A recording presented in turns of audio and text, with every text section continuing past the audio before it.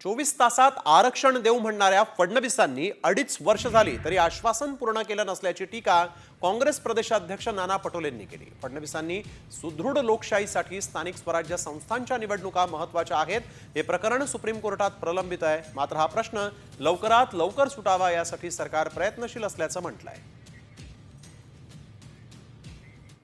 एका सुदृढ लोकशाहीमध्ये स्थानिक स्वराज्य संस्थाच्या निवडणुका न होणं हे चुकीचं आहे।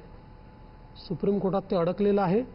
आमचा पूर्ण प्रयत्न असेल, मी तर कालच आमच्या सरकारच्या वकिलांशी बोललो की तुम्ही अर्ली हिअरिंगचा अर्ज करा आणि कोर्टाला विनंती करा की या संदर्भातला जो काही स्टे आहे तो स्टे आपण हटवा आणि आमचा प्रयत्न असेल लवकरात लवकर या निवडणुका झाल्या पाहिजेत। असं आहे, देवेंद्र फडणवीस साहेबांनी मागच्या काळात सांगितलं मी 24 तासात ओबीसीचं आरक्षण आणून देईल आणि हे करेल, तर त्याला 2.5 वर्ष पूर्ण झाली। त्यामुळे किती खरं आहे किती खोटं आहे ते झाल्यानंतरच कळेल।